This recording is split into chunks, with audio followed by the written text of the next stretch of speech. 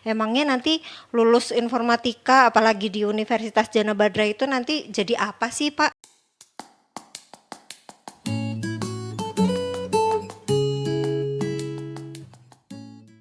Selamat datang Teknika Muda. Selamat datang kembali bersama saya Ayu yang sekarang kedatangan narasumber lain lagi nih.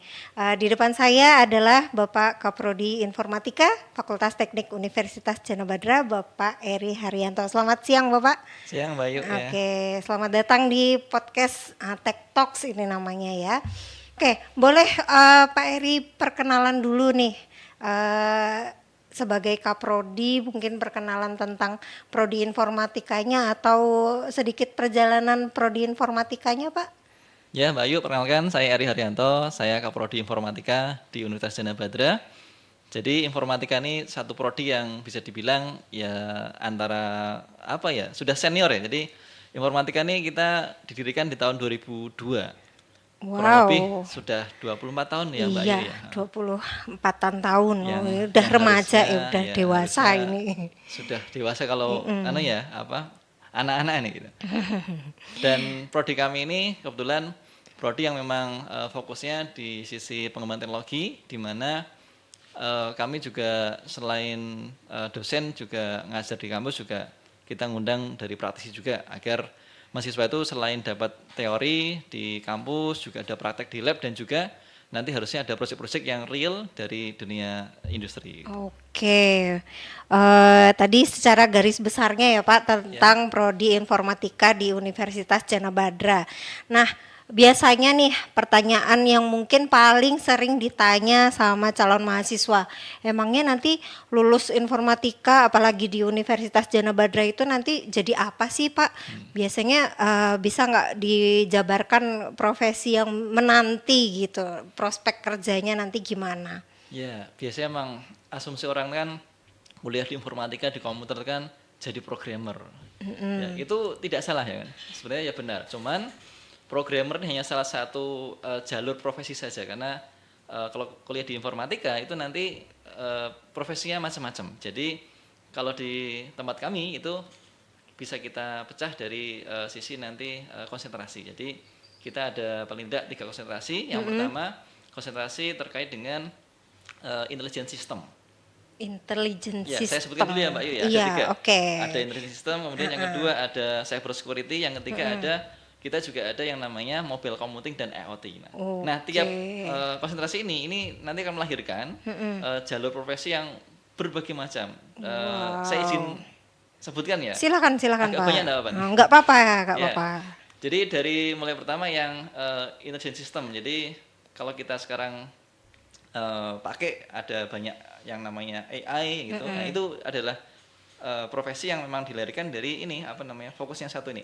Jadi kita bisa melahirkan nanti profesi itu menjadi AI engineer. Jadi engineering yang nanti fokusnya di bidang AI. Kemudian juga selain itu kita juga nanti bisa mengembangkan berbagai macam sistem-sistem cerdas gitu yang berbasis nanti pengetahuan.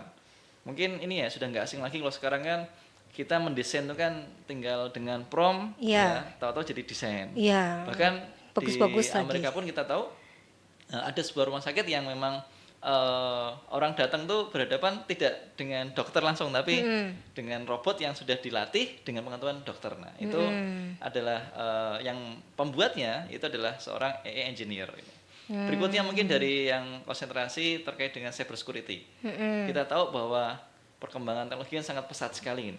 Orang berlomba-lomba untuk mengembangkan teknologi, alat, bahkan komputer sekarang itu sudah sangat canggih sekali.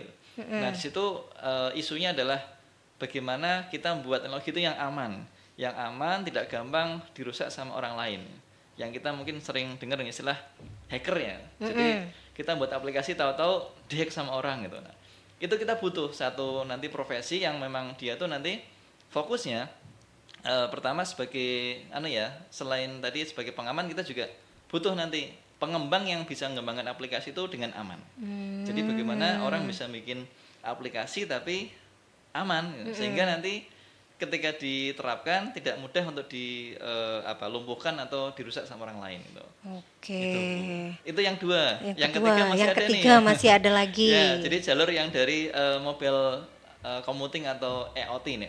Nah ini Iya. yang saya juga sangat apa Bu ya fokuskan sekarang ini. Jadi banyak aplikasi sekarang tuh dikembangkan itu berbasisnya mobile. Jadi kita bisa membuat aplikasi itu tidak harus dijalankan di komputer atau di laptop. Iya. Kan kita tahu sekarang kemana-mana kita bawa HP Bu Ayu ya. Iya, Itu. bawa HP harus nggak boleh Ya, ketinggalan. jadi yang namanya mobile computing tuh ya sebisa mungkin dimanapun kita berada, komputer tuh ikut kita terus nih. Iya. Nah ini yang mengembangkan apa namanya aplikasi ini yang nanti dari konsentrasi yang tadi mobile computing ditambah IoT. Jadi kita bisa buat aplikasi yang cerdas yang dipantau dari mana aja gitu. Oh, berarti kalau dilihat dari konsentrasinya itu semuanya yang mulai dibutuhkan di dunia kerja dan dunia masa depan nih ya Pak Eri ya. Betul sekali Pak ya. Nah, jadi tadi ya terkait dengan programmer.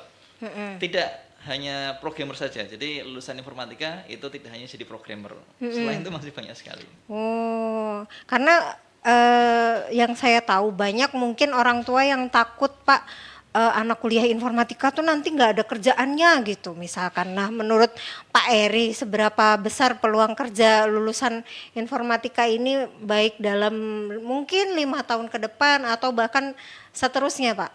Oh, ya terkait dengan kerja. Iya. Jangan khawatir. Oh, jangan Kita tahu sekarang khawatir. kan eranya sekarang eranya AI ya, itu kan hampir semua industri itu sedang bertransformasi digital. Ya, Mbak ya? Ya. Setuju ya? Setuju Ya, banget. jadi yang dulunya manual dibuat otomatis, yang dulunya itu dengan program biasa dibuat programnya cerdas itu. Iya. Jadi malah bisa dibilang hampir semua industri sekarang butuh support teknologi Bu Ayu. Nah, ketika kita butuh teknologi, tentunya yang yang mengembangkan siapa? Kita sebagai orang-orang yang memang belajar di bidang informatika. Gitu. Jadi bidang IT ini tentunya saya melihat paling enggak ya 5 tahun ke depan itu masih sangat prospek sekali karena tidak mungkin teknologi dibangun tanpa dukungan orang-orang yang memang kompeten di bidangnya. Gitu.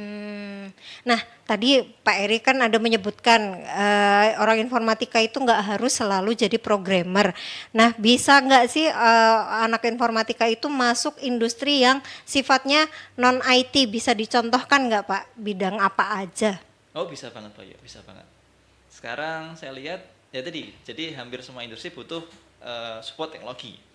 Di mungkin perbankan itu kan juga sekarang orang tuh bisa dibilang jarang yang pergi ke bank. Iya, jarang. Ya, orang tinggal pegang HP, ya kan, M-banking. buka aplikasi M-banking, ya kan. Saya nggak sebut mereknya. Itu sudah sangat leluasa sekali dan sekarang sudah sangat dimudahkan. Bahkan orang belanja pun saya juga sering ketemu ketika belanja, bahkan saya juga kan. Itu jarang bawa uang cash ya Pak ya. Iya. Jadi kita juga tinggal tap atau tinggal scan itu kode QRIS-nya itu bisa untuk payment atau pembayaran. Nah itu perbankan. Di bidang lain juga saya kira sama Bayu. Jadi ketika industri itu meniatkan atau sudah berkomitmen pengen mentransformasi digital gitu. Jadi ketika diubah dari yang model sebelum eranya digital ke digital itu tentunya sangat butuh sekali ya support atau dukungan dari orang-orang yang memang tadi kompeten dan skillnya itu di bidang IT Pak Ayu. Gitu. Oke, Jadi nggak usah khawatir dengan kuliah di informatika kayaknya tidak prospek nggak. Justru malah ke depan sangat prospek sekali. Ada yang komputer kan harus ada yang ngendalikan, ada yang maintenance gitu, mengelola gitu. Jadi nggak harus melulu di bidang di terjunnya di startup, bahkan di medis pun bisa ya Pak Eri ya. Harus ya, betul. Di industri banyaklah di industri pertanian pun bisa kan ya Pak Eri ya. Sekali ya. Saya Oke. juga beberapa kali juga ini ya banyak support teman-teman yang memang petani milenial yang butuh disupport di ladangnya atau lahannya tuh ini diberikan sentuhan-sentuhan IT kan. Jadi dengan konsep smart farming itu kan ini ya Pak ya, ini kita geser sedikit ke pertanian ya. Iya. Jadi pertanian satu bidang yang sangat menarik ya. Karena sekarang kita lihat lahan itu semakin sempit sedikit dan petani juga semakin sedikit kan. Jadi orang tua yang dulunya petani, anak-anaknya itu jarang yang mau jadi petani. Akhirnya apa? Yang jadi petani sekarang sedikit nggak banyak. Iya. Akhirnya ya tadi ketika SDM sedikit butuh bantuan teknologi gitu. Nah, saya kemarin sempat support beberapa hal terkait dengan bagaimana pertanian itu bisa disupport dengan IT. Nah, ini yang tadi masuk ke konsentrasi yang ketiga yaitu IoT. Jadi dari bidang IoT ternyata bisa masuk ke juga smart farming, bidang pertanian. Itu Oke. Bayu. Jadi sekarang tuh kalau di pertanian dia punya slogan atau jargon. Jadi sebisa mungkin ketika inputnya 100 atau target 100 nanti output juga 100. Bahkan ada istilahnya yang namanya precision agriculture. Jadi bagaimana Oh, wow. bertani itu yang nanti presisi di sisi nanti hasilnya Bayu. Gitu Bayu ya. Menarik sekali ya. Wah. Iya, karena Berarti langsung ini diterapkan di sawah ini. berarti mata kuliah yang diajarkan di prodi informatika itu nggak melulu tentang teori ya Pak ya, bisa kita Betul, terapkan Bayu, ya. langsung di dunia kerja maupun dunia industri ya Pak ya. Ya. Kira-kira mata kuliah unggulan di informatika Universitas Jana Badra ini apa aja sih Pak? Wah, kayak unggulan semua Pak ya. Unggulan Karena kita semua. kan di informatika ada sekian puluh ini ya mata kuliah ya. Ya. Yang di situ ada mata kuliah pilihan sama mata kuliah yang wajib. Dan wajib pun itu terbagi ada mata kuliah yang teori dan yang praktikum. Tadi jadi kita di prodi S1 informatika ini tidak hanya ngasih materi saja ke mahasiswa, kita juga selain ngasih materi teori juga ada prakteknya, yaitu di praktikum. Kita punya lab kan, jadi Iya. menjadi wadah mahasiswa tuh ketika mau praktikum itu di lab kita sesuai dengan mata kuliah yang diambil itu. Oke. Nah, yang namanya informatika ini kan kaitannya dengan teknologi. Teknologi itu kan perkembangannya sangat pesat nih, Pak. Bagaimana cara prodi ini memantau biar kurikulum di informatika itu nggak ketinggalan gitu, Pak? Ya, betul sekali Mbak ya. Saya merasakan itu. Jadi mungkin beda ya ketika orang itu ya itu memutuskan masuk di bidang informatika dibanding bidang mungkin psikologi ya. Ini saya ambil contoh ya psikologi. Ketika orang itu sudah anggaplah 10 tahun 20 tahun di bidang psikologi ya, dia akan jadi seorang pakar psikolog. Iya. Beda dengan informatika Bayu.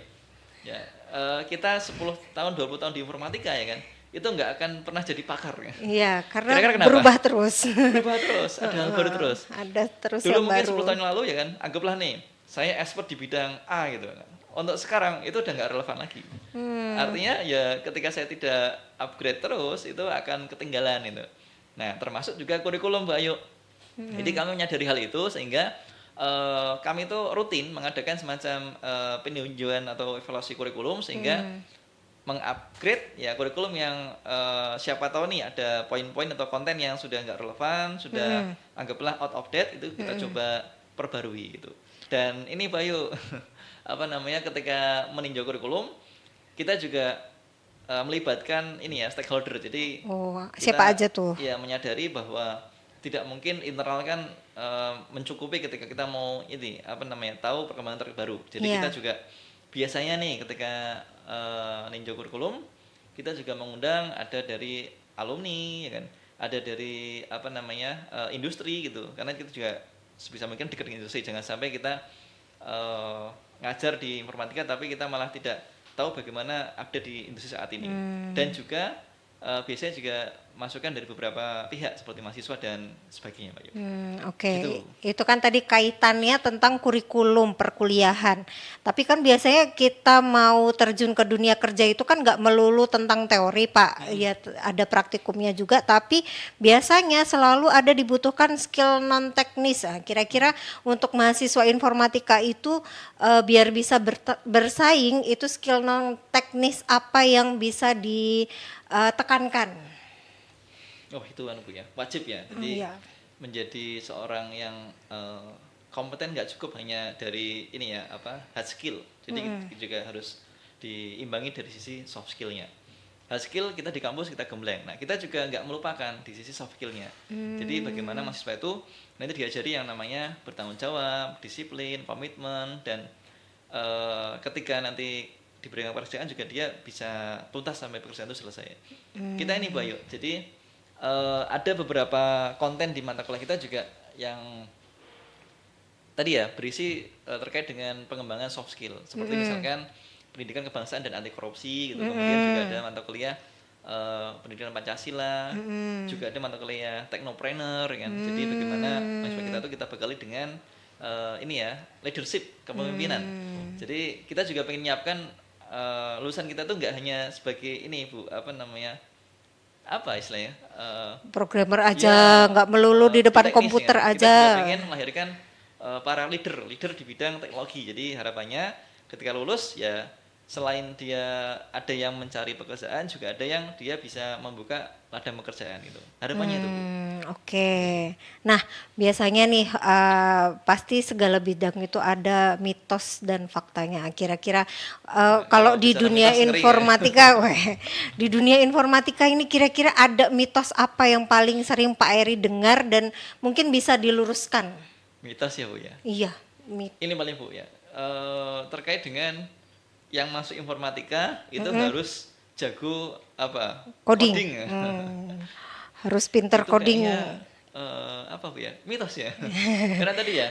Mitos kalau Jadi era sekarang ya, Pak. tidak selalu kan apa namanya ya, informatika harus ngoding walaupun diajari ngoding, misal pun dia nggak bisa ya nanti kan pelan-pelan dia kan belajar polanya gitu. Nah nanti ada bagian-bagian yang nggak harus ngoding gitu, seperti yang senang desain mungkin bisa fokusnya di UI UX designer, Iya. yang suka dengan apa namanya database bisa nanti terkait dengan merancang database gitu.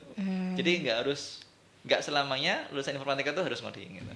Atau kadang ini Pak, lulusan informatika yang sering saya dengar itu, kamu anak informatika ya, ini komputer saya rusak nih Oh gitu. iya, itu saya Benerin sering dong temukan gitu. di meme ya, media sosial. Jadi anak TI itu atau anak IT itu ya ketika lulus itu harus siap ya kan. Pertama tadi ya harus bisa ngoding, kedua bisa benerin komputer rusak, bisa benerin printer, bisa masang proyektor ya kan, bisa juga apa main kamera ya kan. Iya. Ya, jadi segala teknologi itu asumsi masyarakat kan orang IT itu bisa. Padahal ya itu, Bayu tergantung nanti lulusan kita tuh memang fokusnya di mana. Ada yang fokusnya mungkin di software terkait dengan pengembangan software, ada juga yang fokusnya di hardware juga itu ada. Jadi memang yang fokusnya di hardware nanti bisa membangun atau merancang alat yang tadi ya apa canggih lah berbasis komputer gitu. Iya, kalau fokusnya memang hardware bisa digituin ya Pak ya, Ya, benerin tergantung ya kan. laptop gitu Harusnya ya. ini ya ketika nggak mampu ya angkat tangan aja ya. Angkat tangan aja. Maaf saya nggak bisa. Ini Bu, mungkin sedikit ya pengalaman juga. Saya dulu Iya. juga kaget juga ketika saya kuliah informatika ya kan. Itu juga dulu pernah dihubungi ketika saya pulang kampung gitu ya kan. Itu dipanggil tetangga, Mas minta tolong benerin komputer. Oh iya. Saya datang ke rumah beliau. Kemudian saya bilang, Bu ini komputernya kena virus kan. Iya. Yang bikin saya kaget itu apa?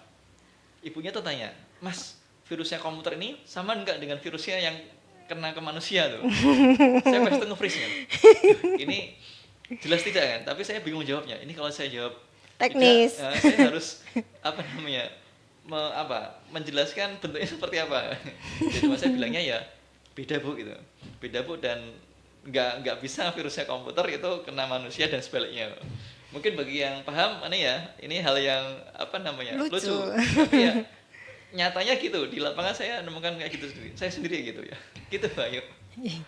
Oke, nah tantangan terbesar sebagai mahasiswa informatika sekarang apa sih Pak? Dan gimana nanti Prodi akan membantu mengatasi tantangan tersebut?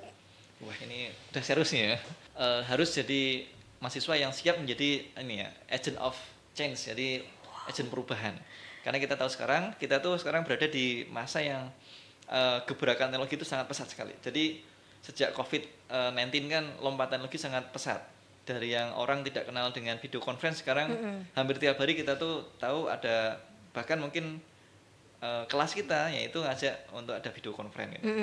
Nah, jadi saya pengen teman-teman saya itu jangan berhenti belajar karena teknologi ini berkembang terus. Mungkin hampir setiap 6 bulan atau mungkin 3 bulan sekali itu mungkin ada hal baru terus. Dari mulai teknologinya, dari mulai bahasa pemrogramannya, dan juga nanti terkait dengan computingnya juga itu berkembang. Kalau nggak di-upgrade terus ya kan, tadi kita akan kelewatan. Ada hal yang kita nggak belajar, jadi kita nggak akan bisa ngikuti perkembangan zaman gitu. Iya Itu, Bayu. harus up to date gitu ya Pak. Betul sekali. Nah ini kan karena masuk tahun ajaran baru perkuliahan dimanapun gitu ya Pak ya. Bagi mahasiswa baru apalagi di bidang informatika ini, coba Pak Eri tolong sebutkan 3 hal yang wajib dilakukan mahasiswa biar nanti saat lulus itu jadi lulusan yang berkualitas? Wes, ini juga serius lagi nih. Iya, Bu. Jadi tadi ya, ketika kita menyiapkan apa namanya anak-anak kita, bahkan kalau teman-teman yang mahasiswa juga itu mau siap kuliah ya dengan benar itu tadi siapkan. Jadi dunia kerja itu tidak semudah yang dibayangkan. Ya. Ada hal-hal yang faktor banyak mungkin ya yang di kampus nggak ditemukan. Jadi silahkan, kampus itu hanya sebagai perantara saja. Ada hal yang terkait dengan teknis, bahkan juga tadi ya soft skill, hard skill, di kampus nggak ada. Selama jadi mahasiswa atau sebelum kuliah itu juga disiapkan. Kalian harus siap yang namanya tadi belajar yang sungguh-sungguh, komitmen, kemudian ikuti berbagai macam organisasi. Jadi karena ketika kita ikut lembaga ini kita akan banyak belajar banyak hal. Bagaimana mengelola SDM, mengelola waktu gitu. Dan terakhir tadi hubungan dengan orang luar itu penting. Jadi relasi itu networking itu penting sekali. Jadi ketika kita selama kuliah tingkatkan jaringan dengan teman-teman sesama mahasiswa satu prodi, lain prodi, bahkan juga kalau bisa lain kampus karena ketika lulus, ketika udah kerja nanti akan sangat kerasa. Ketika kita punya networking, ketika nanti kita punya anggaplah bisnis itu nanti akan menunjang di sisi nanti bisnis kita. Oke, berarti kalau mahasiswa yang kupu-kupu gimana Pak Eri? Nah, ini Kuliah pulang gitu. yang jadi PR-nya ini nih, kampus nih, prodi ya. Ini Bayu, jadi kami juga ketika ketemu kan banyak ini ya, berbagai macam karakter mahasiswa ya. Kami coba rangkul gitu, ya sebisa mungkin kami juga libatkan mahasiswa. Jadi kampus juga tidak tinggal diam, kita juga pengen kan ketika ada mahasiswa masuk kampus itu juga kita pengen mereka besoknya tuh jadi orang sukses itu. Jadi kami akan banyak libatkan, karena kami nyadari bahwa teori saja nggak cukup. Jadi kita libatkan mereka ke proyek nyata. Dosen tuh ini jangan dikira hanya ngajar di kelas. Dosen kan juga punya kewajiban tridharma. Jadi selain ngajar juga teman-teman dosen tuh ada juga yang meneliti, mengabdi. Nah ini kami juga coba dorong ke teman-teman mahasiswa dan dosen juga agar para dosen ini juga merangkul mahasiswa. Ketika ada proyek penelitian itu diharapkan mengajak ya minimal paling nggak 2 lah, 2-3 mahasiswa untuk gabung ke penelitiannya. Gitu. Pengabdian pun sama. Jadi ketika ada proyek pengabdian ke masyarakat, kita juga pengen mahasiswa itu ikut juga ke proyek itu. Dan itu sepertinya sudah hal yang di kami itu sudah kami biasakan. Oke. Terakhir ya Pak Eri ya. Ya, ini Bayu. pesan mungkin untuk orang tua yang mungkin masih ada rasa ragu kalau misalkan anaknya pengen masuk ke informatika. Nanti takutnya nggak kerja atau bahkan mungkin untuk ke calon mahasiswa baru anak muda yang mungkin lagi galau harus nggak sih kuliah informatika? Wah, harus nggak ya? Kalau saya yang di bidang informatika harus nggak? Karena ini, jadi siapapun ya bisa orang tua yang punya putra putrinya mau kuliah atau mungkin anak-anak yang SMK SMA yang mau kuliah juga. Ketika kamu punya ini apa namanya minat ke teknologi gitu, hal-hal baru terkait dengan teknologi, ini wajib kalian ambil mata kuliah atau ini ya jurusan atau prodi informatika. Gitu. Karena ketika kalian masuk informatika itu akan sangat menunjang sekali. Jadi hal-hal yang sekarang sedang tren terkait teknologi kalian bisa ikuti dengan cepat. Gitu. Karena akan ketemu dengan ekosistem lingkungan yang saling mendukung ya. Dari dosen, dari mahasiswa gitu dan juga nanti networking dengan antar mahasiswa. Gitu Bayu ya. Jadi harus semangat nih, semangat untuk semangat sukses. Teman-teman ya. Jadi jangan ragu-ragu lagi untuk pilih prodi informatika apalagi Informatika di Jana Badra, Universitas itu ya, Jana terpenting itu. Badra. Ya.